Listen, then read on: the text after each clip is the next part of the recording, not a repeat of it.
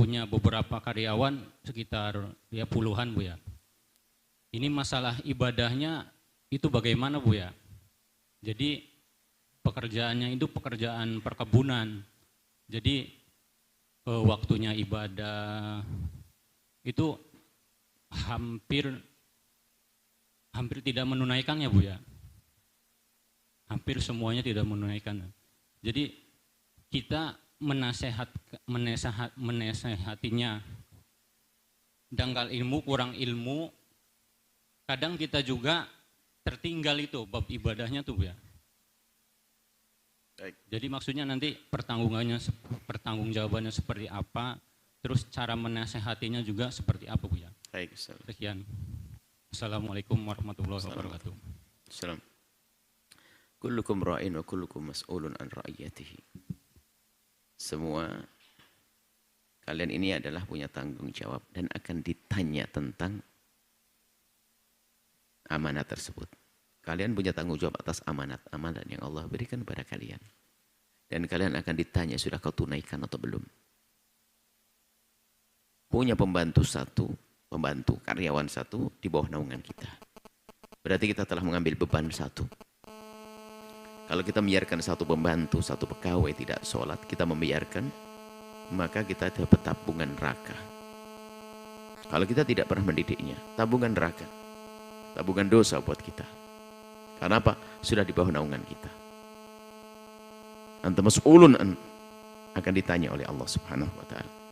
Ini yang pertama, biar merasa semuanya berpikir. Dan dia umat Nabi Muhammad.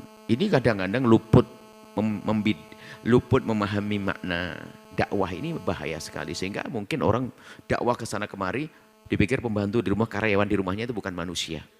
Sehingga nggak pernah diajari sholat dan sebagainya. Padahal dia ngajari sholat di mana-mana. Makanya lebih wajib justru mereka itu. Lebih wajib. Ini yang pertama harus kita pahami. Kalau kita membiarkan dosa. Kedua adalah cara yang kita ambil untuk mengingatkan mereka itu yang harus dengan cara yang cantik dong.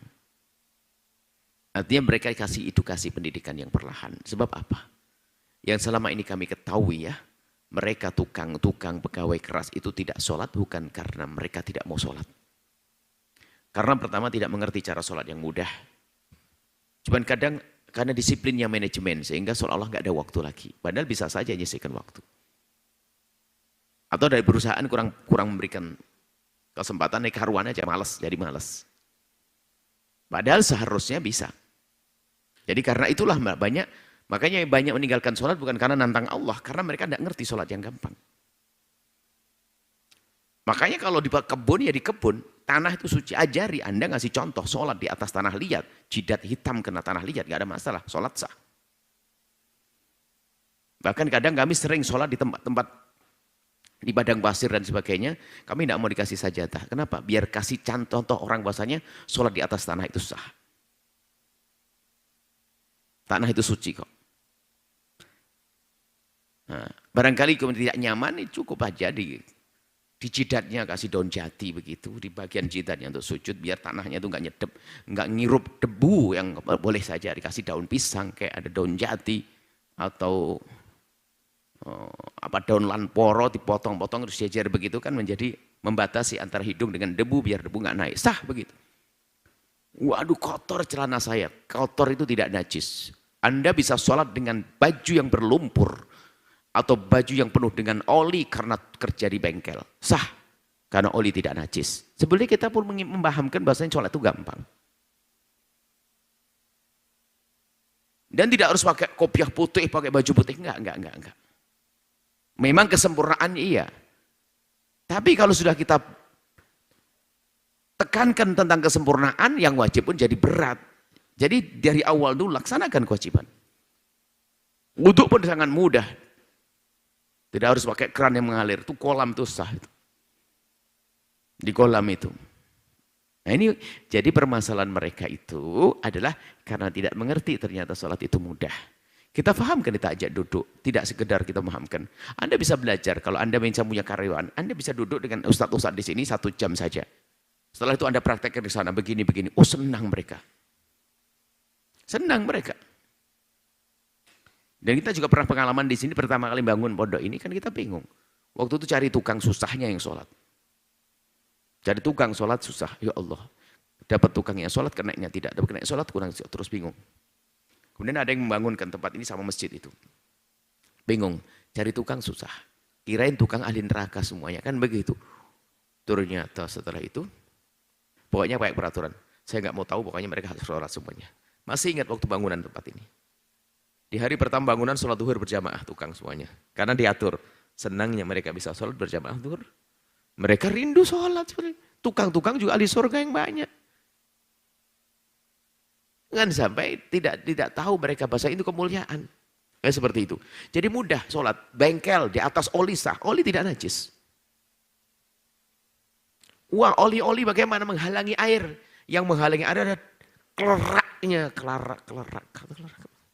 Itu keraknya oli yang hitam nempel itu baru menghalangi air. Tapi kalau bebasan oli sampai dikatakan oli jenis cair tidak menghalangi air. Biarpun kayaknya nggak nempel tapi tetap masuk air. Ya udah tidak usah pusing. Asalkan tidak ada kerak-keraknya yang nempel di kulit kita menghalangi air. Maka wudhu dengan bekas-bekas oli adalah sah. Nggak usah pikiran. Karena oli adalah benda cair dan dikatakan benda cair tidak menghalangi air. Sudah biar gampang, nggak usah pusing. Jangan dipersulit. Ustadz yang menyusahkan itu repotin orang. Oh, bikin orang tidak mau sholat gara-gara ustadz yang tadi itu. Ustadz was-was, ustadz sempit, ustadz ini bikin penyakit itu. Orang daripada sholat gara-gara demikian ini. Makanya mohon maaf ini. Sebab banyak orang tidak sholat. Ada suatu orang dengan jujur ngomong, Buya saya itu adalah muslim, tapi saya tidak sholat. Gimana? Kenapa? Karena saya begini jamnya. Dan sudah kasih tahu, boleh. Oh, jadi boleh begitu. Gampang banget. Ya memang gampang.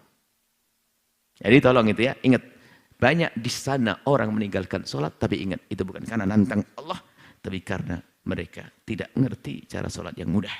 Bahkan cerita ini pernah kami hadirkan, seorang ibu yang jual nasi jamblang. Pagi-pagi kita pulang dari Purwakarta, waktu itu, ini sekitar 10 tahun yang lalu. Pagi-pagi, ini sebuah contoh. Pagi-pagi kita makan nasi jamblang. Terbit matahari jam 7, jam 6 lebih lah, pokoknya matahari terbit. Kita tanya ibu jam berapa di sini? Mulai jam 4, setengah 4, berarti sebelum subuh. Terus ibu sholat subuh di mana? Nanti kalau sudah pulang. Sudah pulang. Wah ini. Akhirnya, kami yakin karena tidak bisa. Ibu, kenapa tidak sholat di sini saja? Gimana sholat? Ada sholat. Ibu boleh, bisa. Kita ngajari kita. Ibu wudhu pakai air. Ibu kan ngasih minum air hangat. Kan pakai air hangat itu. Itu bisa mau tambah enak buat wudhu. Kemudian itu kan ibu punya daun jati banyak. Buat jidat sini. Sholat ini. Jadi bisa. Kalau pulang dosa di rumah. Karena nggak ngerti, makanya kami tidak seudon kepada mereka itu. Karena nggak ngerti sholat yang mudah. Maka kami selalu putuskan kalimat sederhana. Jika ada orang tidak bisa sholat, itu yang salah. Gurunya. Istilah. Jika ada orang keberatan sholat, itu yang salah. Gurunya.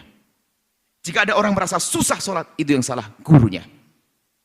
Karena sholat sangat mudah. Karena sholat urusan dengan Allah sangat besar, maka oleh Allah dimudahkan. Nggak bisa berdiri, boleh duduk, nggak bisa duduk, boleh baring, nggak bisa baring, boleh telentang, nggak bisa air pakai tak terdebu dan seterusnya. Jadi tidak ada istilahnya orang yang tidak bisa sholat. Maka yang salah adalah gurunya. Tolong dipermudah kepada siapapun. Insya Allah jangan khawatir, setelah itu Anda sampaikan suara ini kepada pegawai-pegawai tersebut. Insya Allah besok akan jadi ahli sholat semuanya. Sehingga ini yang punya perusahaan ini ahli surga. Di dunia sudah kaya raya, di akhirat masuk surga. Seperti itu. Allah alam bisawab. Setelah Anda menyaksikan video ini, jangan lupa berselawat kepada baginda Nabi Muhammad sallallahu alaihi wa alihi wa sahbihi wasallam.